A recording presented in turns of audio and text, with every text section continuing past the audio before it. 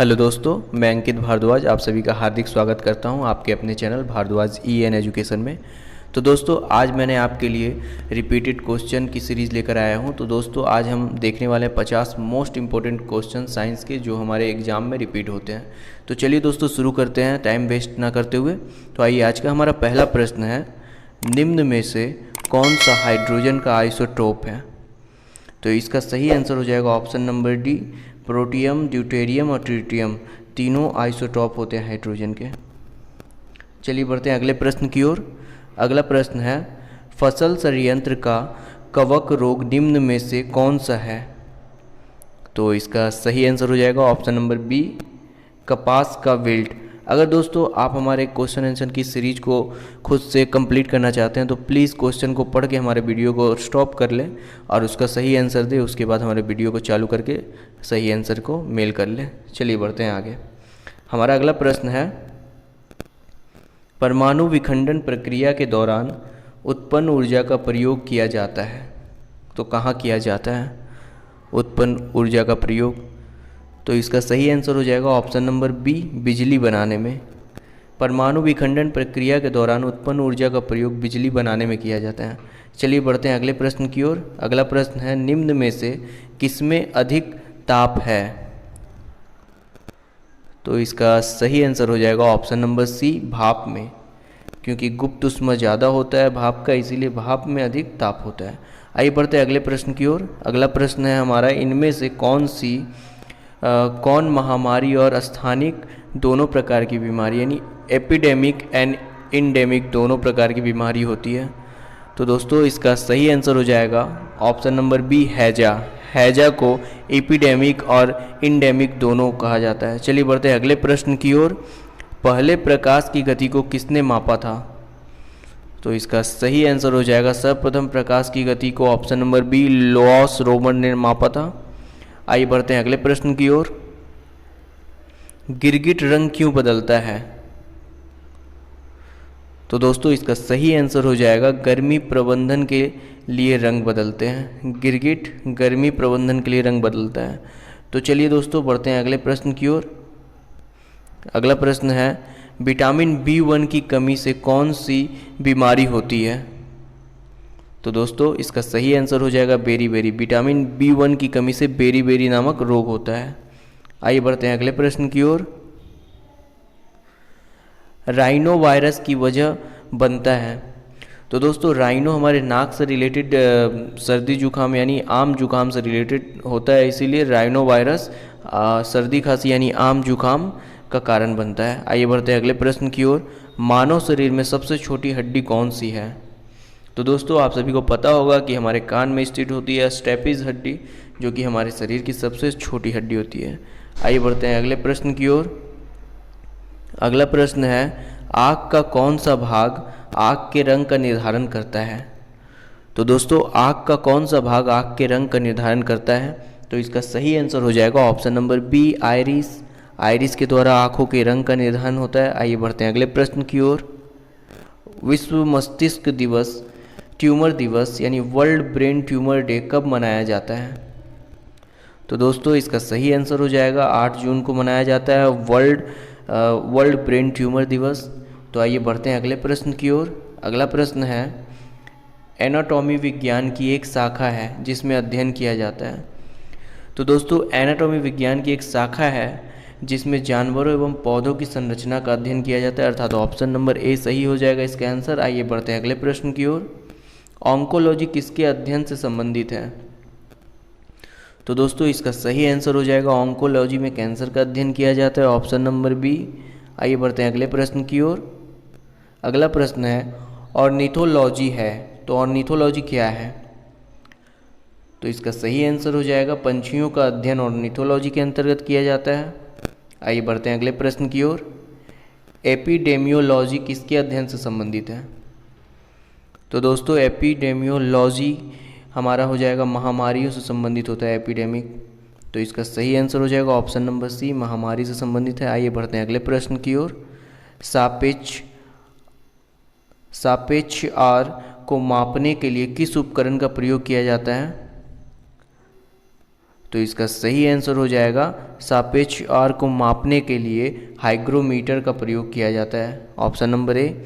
आइए बढ़ते हैं अगले प्रश्न की ओर।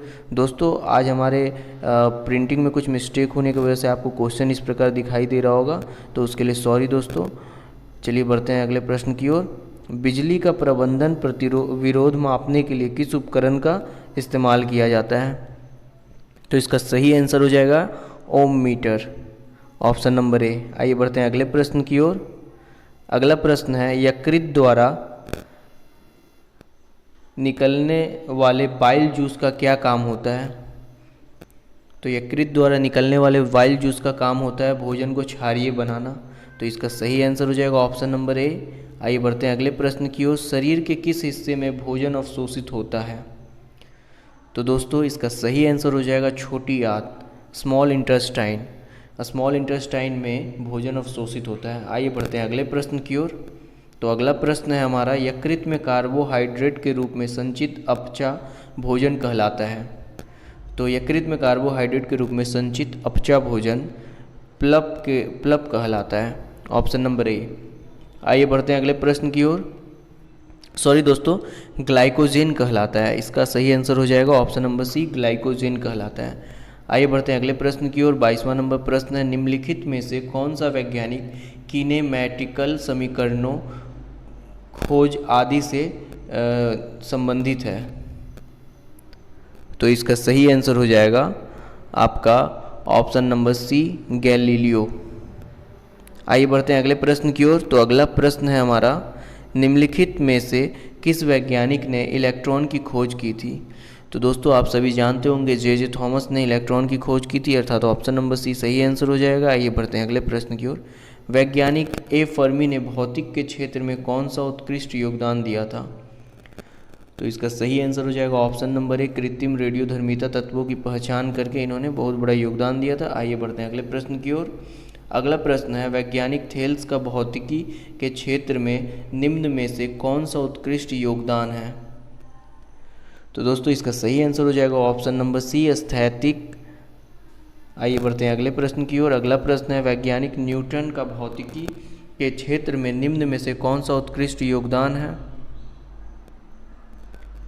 तो इसका भी सही आंसर हो जाएगा ए, शीतलक का सिद्धांत, ऑप्शन नंबर ए, शीतलक का सिद्धांत। आइए बढ़ते हैं अगले प्रश्न की ओर। तो अगला प्रश्न है हमारा जीव विज्ञान का पिता किसे कहा जाता है? तो दोस्तों आप सभी को पता होगा कि जीव विज्ञान का पिता अरस्तु को कहा जाता है, तो ऑप्शन नंबर सी सही आंसर हो जाएगा। तो चलिए इसी के साथ बढ़ते हैं अगले प्रश्न की ओर। जीवन का भौतिक आधार है?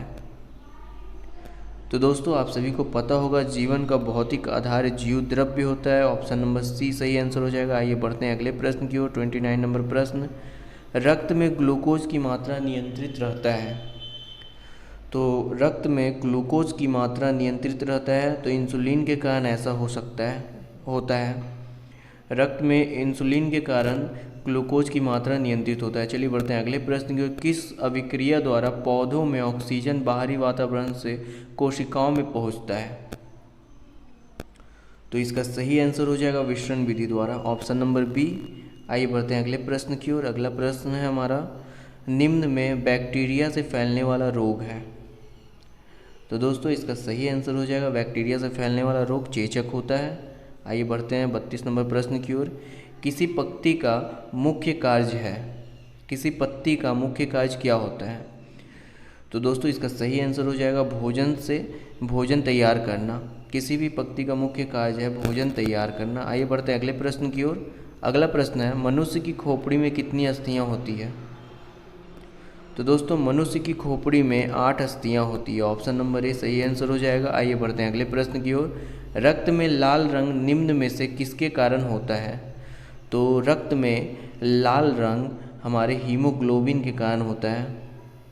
चलिए बढ़ते हैं अगले प्रश्न की ओर। अगला प्रश्न है एंटीजन यानी प्रतिजन एक ऐसा पदार्थ है एंटीजन एक ऐसा पदार्थ है जो प्रतिरक्षी के निर्माण को बढ़ावा देता है, यानी ऑप्शन नंबर सी इसका सही आंसर हो जाएगा। आइए बढ़ते हैं अगले प्रश्न की ओर। निम्नलिखित में से कौन सा तत्व पौधे के विकास के लिए आवश्यक नहीं है? तो पौधे के विकास के लिए कौन सा तत्व आवश्यक नहीं है, तो सोडियम। इसका सही आंसर हो जाएगा ऑप्शन नंबर ए सोडियम। आइए बढ़ते हैं अगले प्रश्न की ओर। अगला प्रश्न है, पीयूष ग्रंथि शरीर में किस स्थान पर स्थित होती है? तो पीयूष ग्रंथि हमारे शरीर में मस्तिष्क के आधार में स्थित होती है। इसका सही आंसर हो जाएगा ऑप्शन नंबर बी, मस्तिष्क के आधार में स्थित होती है।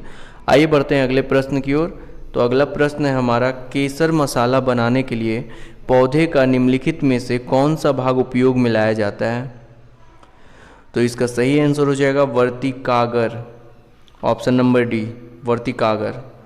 आइए बढ़ते हैं अगले प्रश्न की ओर। तो अगला प्रश्न है हमारा, वनस्पति विज्ञान के जनक के नाम से जाने जाते हैं। तो वनस्पति विज्ञान के जनक के नाम से कौन जाने जाते हैं? तो इसका सही आंसर हो जाएगा थियोफ्रेस्टस। थियोफ्रेस्टस यानी ऑप्शन नंबर ए वनस्पति विज्ञान के जनक के नाम से जाने जाते हैं। आइए बढ़ते हैं अगले प्रश्न की ओर।